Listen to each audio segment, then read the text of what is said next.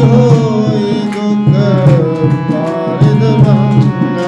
श्री राम जय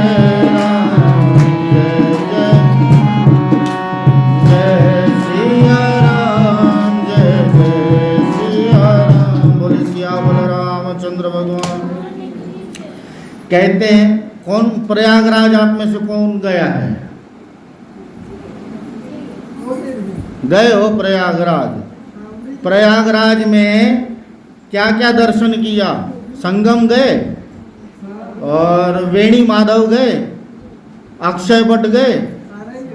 हाँ, प्रयागराज में जो है ये जो चीजें बताई गई है।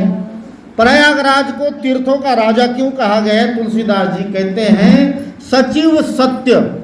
प्रयागराज का मंत्री कौन है? सत्य। बिना सत्य का सामना किए कोई प्रयागराज का जो है देवी आनंद, ऐसे तो शरीर से कोई भी जा सकता है। प्रयागराज की महिमा को कौन देख सकता है? जो प्रयागराज के मंत्री का सामना करे। प्रयागराज का मंत्री है सत्य, जो सत्य के राह पे चले, सच की मार्ग पे चले। और श्रद्धा प्रिय नारी, प्रयागराज की पत्नी कौन है? श्रद्धा। सत्य और श्रद्धा इन दोनों की परमिशन होगी तब प्रयागराज का पुण्य आपको मिलेगा। नहीं तो घूम के पिकनिक मना के सेल्फी खींच के आ जाओगे तो प्रयागराज का जो फल और उसका पुण्य प्राप्त नहीं होगा बिना सत्य के और बिना श्रद्धा के। बोल सिया बोल रामचंद्र। और सत्य और श्रद्धा दोनों का अगर साथ हो तो चारी पदार्थ भरा भंडारू। प्रयागराज का जो भंडार है उसमें 4 पदार्थ रखे हैं। 4 पदार्थ यानी धर्म, अर्थ, काम और मोक्ष। जिन 4 चीजों के लिए हमको मानव शरीर मिला है, जिसके लिए हमने इस धरती पे जन्म लिया है। 4 पुरुषार्थ है।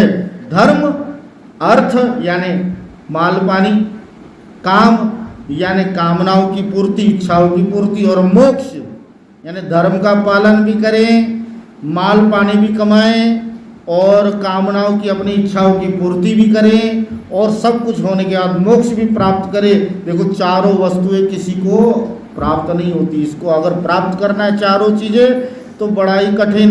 सत्य का मार्ग और श्रद्धा, ये दोनों अगर हो तो चारों पुरुषार्थ इस प्रयागराज के भंडार में है।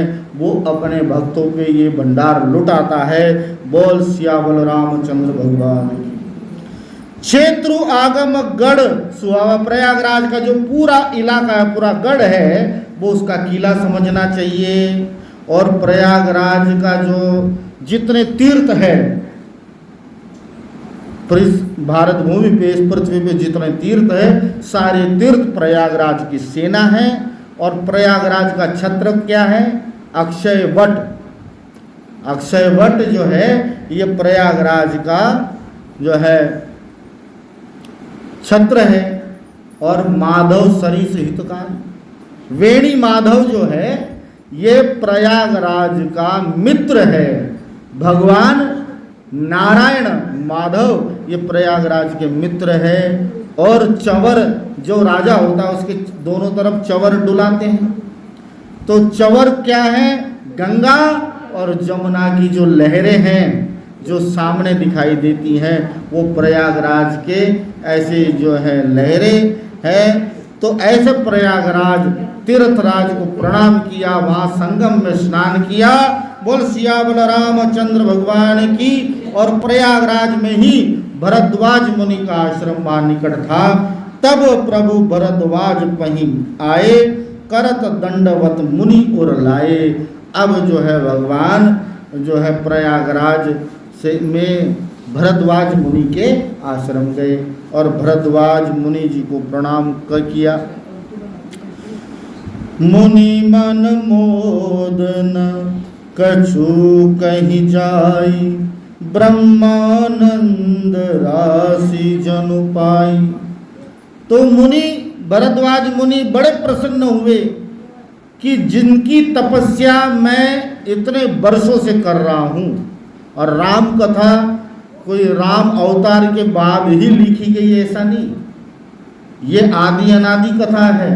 भरद्वाज मुनि भी राम जन्म से पहले से ही राम कथा गाते आ रहे हैं, क्योंकि हर त्रेता युग में राम अवतार होता है तो वो कथाएं लिखी जाती हैं। तो भरद्वाज मुनि कहते कि जिनका नाम और जिनकी कथा का सुमिरन मैं बारंबार करता हूँ, आज वो साक्षात मेरे आश्रम में आए। भरद्वाज मुनि मन से प्रणाम। देखो, राम जी है मर्यादा पुरुषोत्तम, भरद्वाज मुनि ब्राह्मण है, ऋषि है, तो वो स्वयं राम जी के चरणों में प्रणाम शरीर से नहीं कर सकते, क्योंकि शरीर राम जी का क्षत्रिय कुल का है और भरद्वाज ऋषि ब्राह्मण कुल के। अगर ब्राह्मण में तेज होगा और ब्राह्मण ब्रह्म ज्ञान संपन्न होगा और अपने मार्ग पे चलने वाला होगा, और वो अगर क्षत्रिय को ऐसी हाथ जोड़ भी दे, सामने वाला अगर क्षत्रिय ने उसको कर दिया कि महाराज जय सिया राम, अगर ब्राह्मण जय सिया राम ऐसे कर दे, ऐसे ना करे, ऐसे कर दे, तो वो जो क्षत्रिय है उसके सातों के सातों पीढ़ियां नरकगामी हो जाएगी। ब्रह्म तेज वो कहलाता है। रघुनाथ मंदिर जम्मू का आप सबको पता ही है। तो वहां काशी के ब्राह्मण आए थे, तो काशी के ब्राह्मणों ने कहा, अब वहाँ राम जी की प्रतिमाएं लाई थी, तो जो भी आता था तो वो राम जी को वास कराया था ना, अन्न में अनाज में मूर्तियां राजाओं ने, तो जो भी लोग आते थे वहाँ मत्था टेकते थे। काशी के ब्राह्मण आए, उन्होंने वहाँ प्रणाम नहीं किया। राजा ने कहा कि देखो, आप भगवान की स्थापना करने के लिए आए हो, हमने काशी से आपको बुलाया है, आप इनको प्रणाम नहीं कर रहे हो भगवान को। तो वो कहते हैं कि महाराज आप राजा हो, आप इनको राजा राम के रूप में विराजमान कर रहे हो। ये राम क्षत्रिय कुल के हैं और हम ब्राह्मण हैं, हम वशिष्ठ गोत्र के ब्राह्मण हैं, जो राम जी के गुरु रह चुके हैं, हम उस गोत्र के ब्राह्मण हैं, वशिष्ठ गोत्र के, और हम इनको प्रणाम नहीं कर सकते। तो बोले यदि प्रणाम किया तो कोई प्रमाण दिखाओ। बोले ठीक है, अभी प्रमाण दिखाते। तो वहाँ घड़े लाए गए, घड़े 3, और उस घड़ों को स्थापना की। राम लक्ष्मण और सीता जी जानकी बनाकर घड़ों को पहले स्थापना की, और उन ब्राह्मणों ने जैसे प्रणाम किया, घड़े फूट गए जोर से। बोले यही आपकी प्रतिमा के साथ होना था। बोल बाल कृष्ण ला। तो भरद्वाज मुनि मन में प्रणाम करते, क्योंकि आत्मा से आत्मा को प्रणाम हो सकता है, आत्मा की कोई जाति नहीं। आत्मा का ना कोई चेला, आत्मा का ना कोई गुरु, आत्मा सबकी एक जैसी। बोल बाल कृष्ण लाल की। तो आत्मा से, अंतर मन से भरद्वाज ने प्रणाम किया और शरीर से राम जी ने प्रणाम किया। तो और तब भरद्वाज मुनि ने राम जी को आशीर्वाद दिया। राम कीन विश्राम निशि प्रात प्रयाग नहाई, चले सहित सिय लखन जन मुदित मुनि ही सिरुनाई। तो रात में वहाँ विश्राम किया भरद्वाज मुनि के आश्रम में, और वहाँ जब प्रात हुई तो संगम तीर्थ में स्नान किया अपने भाई अपनी पत्नी के साथ में, और ऋषि को प्रणाम करके वहाँ से आगे चल पड़े। बोल सियावल रामचंद्र भगवान की। जैसे प्रभु रामचंद्र जी चलने लगे तो कहते, तेई अवसर एक ताप सुहावा, तेज पुंज लघु बयस सुहावा। उस समय तेज पूर्ण एक तपस्वी आया और उसने भगवान राम जी को प्रणाम किया। भगवान राम जी ने उसे आशीर्वाद दिया। इस तपस्वी का कोई नाम नहीं लिखा गया, हो सकता है ये कौन था कौन नहीं। कोई कहता है कि हनुमान जी ही तापस वेश में आए और रामचंद्र जी के दर्शन करने के लिए। कोई कहता है कि ये तुलसीदास जी थे जो भगवान राम के ध्यान में मगन थे और ध्यान में ही वहाँ पहुँच गए और ध्यान में ही वो लिख दिया। अपने आप को तुलसीदास जी ने उस जगह पे देखा जो प्रयागराज में भरद्वाज मुनि के आश्रम में स्वयं तुलसीदास जी ने अपने आप को देखा और अपने आप को देखकर वहाँ लिख दिया कि सफ़ेद कपड़े में एक बैरागी महात्मा तेज पूर्ण वहाँ पहुँचे और प्रभु रामचंद्र जी के दर्शन करके अति पुलकित हुए। कवि अलिखित गति बेसु विरागी आया तो ये तुलसीदास जी ही ध्यान मग्न पहुँच गए वहाँ भरद्वाज मुनि के आश्रम। बोल सियावल रामचंद्र भगवान की जय, पवन सुत हनुमान की। तो अब भगवान श्री रामचंद्र जी आगे आगे, मध्य में सीता जी और पीछे पीछे लक्ष्मण जी भूमि पर देखते देखते तीनों एक लाइन में जा रहे हैं। जहाँ जहाँ राम जी के पग रखें वहाँ वहाँ माता सीता जी जो है पग रखे और लक्ष्मण जी देख के जाएं कि राम जी और सीता जी के पद चिन्हों पे उनके पैर ना पड़े, इसलिए लक्ष्मण जी नीचे देख देख के अपने अलग पद चिन्ह बनाते हुए लक्ष्मण जी चलने लगे। बोल सियावल रामचंद्र। तो रास्ते में जो लोग मिलते हैं वो लोग उन तीनों को देख के जो है अलग अलग बात करते हैं। 100 लोग 100 बातें। देवी तुमात धन्य जिन जाए,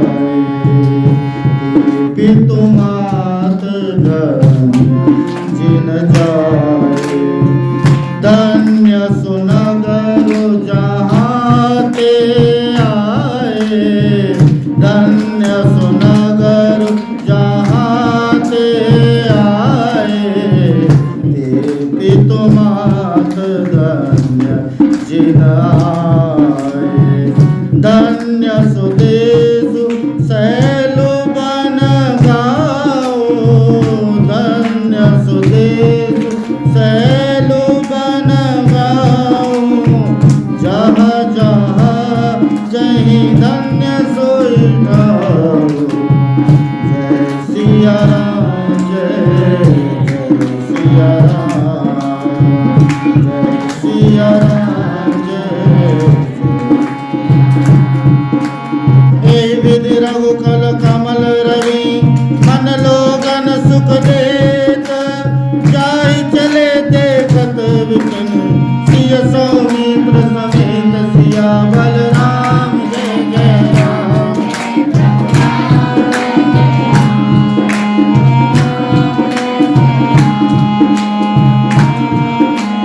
मंगल भवन मंगल हारे रवहु सुदशरथ जय सिया राम।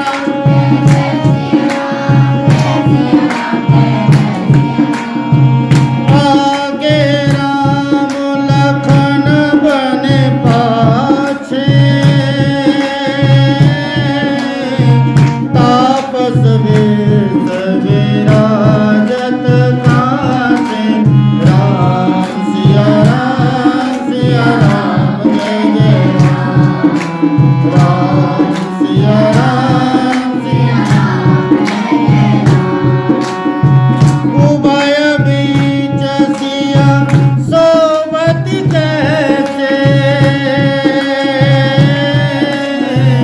ब्रह्म जीव निज माया जैसे, राम सिया राम जय राम, राम सिया राम जय जय राम, राम सिया राम जय जय राम, राम।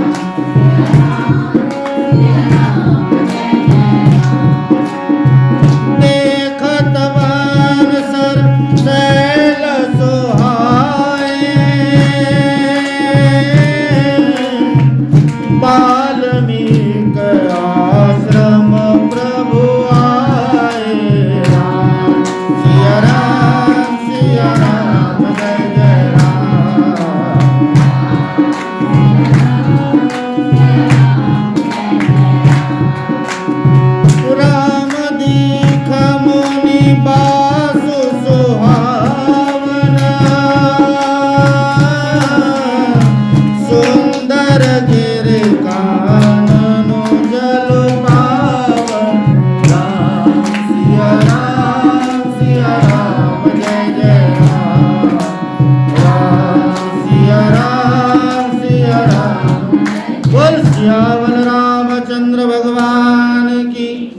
तुलसीदास जी कहते हैं, आगे राम लखन बन पीछे, तापस वेश विराजत काछी। तापस वेश में और उभय बीच सिय शोभित कैसे, जीव ब्रह्म बीच माया जैसे।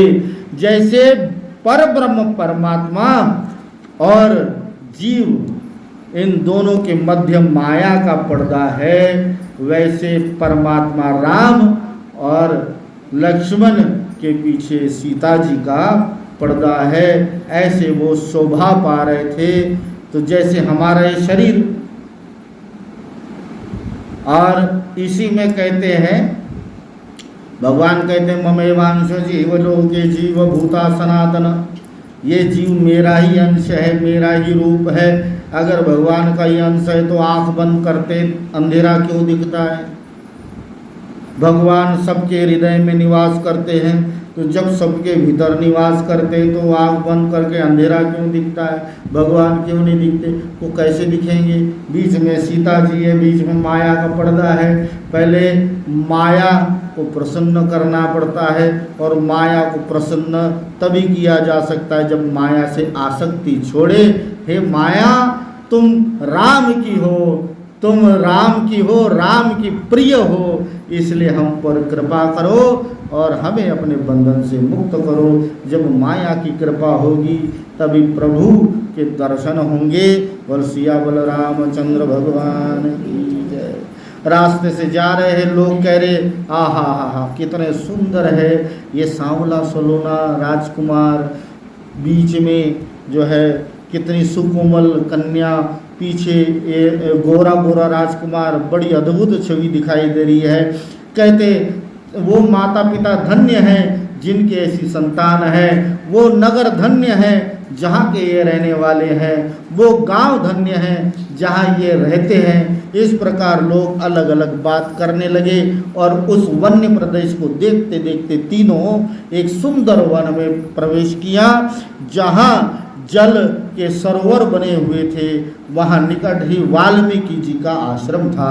वाल्मीकि जी के आश्रम के निकट तीनों पहुँचे। बोल सिया बोल रामचंद्र भगवान।